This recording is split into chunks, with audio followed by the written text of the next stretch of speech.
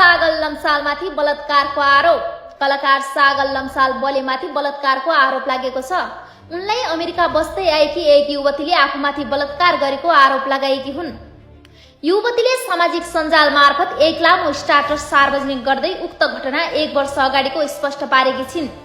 जब Lamsal America गएका थिए त्यही क्रममा आफूमाथि अपार्टमेन्ट हिँड्न आउने बहानामा आफूमाथि बलात्कार गरेको आरोप लगाएकी छिन्। उनले प्रश्न पार्दै लेखेकी छन्, कुरा 1 वर्ष अगाडिको हो, जब मेरो स्वास्थ्यमा समस्या थियो। म एक्लै अमेरिका बस्दै थिएँ। त्यसै क्रममा नेपालबाट सागल लम्साल अमेरिका आए। उनलाई मैले 10 वर्षभन्दा बढी समयदेखि मैले दाइ मान्ने मान्छे। मैले उनलाई विश्वास गरेको थिएँ। कुरा हुँदै जाँदा उनले तिमी बसेको ठाउँ देखाऊ भने मैले उनलाई आफ्नो अपार्टमेन्टमा लगे। मेरो अपार्टमेन्टमा बसेर मैले मेरो हेल्थको कुरा निस्क्यो। मैले मेरो सङ्घर्ष सबै बताए। रुँदै भन्दै थियो कति गाह्रो भइरहेको छ। मलाई थाहा थिएन जसलाई मैले दाइ मान्थे र मेरो परिवारले परिवार, त्यो मान्छे त एउटा राक्षस रहेछ। म बलात्कृत भए। उनले थपिन्, जति आशा थियो, जति शक्ति बाँकी थियो, ममा त्यो सबै हरायो। मेरो आवाज निस्किएन। म चिच्याउन चाहन्थे, भन्न चाहन्थे मेरो परिवारलाई, तर त्यस्तो अवस्थामा मेरो परिवार टुट्छ भन्ने डर थियो। पीडित युवतीले भनेकी छिन्, यो घटनाले मलाई हरेक दिन भित्रभित्रै खाइसकेको छ।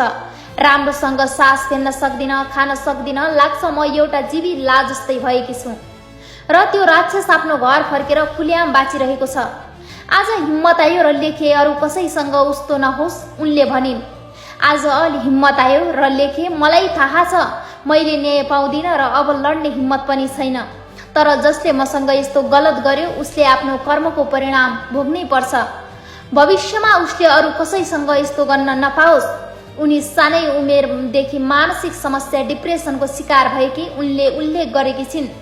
यो घटनापछि कलाकार सागल लम्साललाई सामाजिक सञ्जालमा निकै आलोचना आइरहेको छ। उक्त घटनापछि बलेलाई 5 पाण्डव भन्ने चलचित्रबाट निष्कासन गरिएको छ। यस घटनामा भने लम्साल तर्फबाट कुनै आधिकारिक प्रतिक्रिया आएको छैन। यो घटनामा कलाकारहरूले भने प्रत्यक्ष अप्रत्यक्ष तर्फबाट प्रतिक्रिया दिइरहेका छन्। यस्तै न्युज अपडेटको लागि न्युज नेपाल विथ प्रियालाई फलो गर्नु नबिर्सनुहोला। धन्यवाद।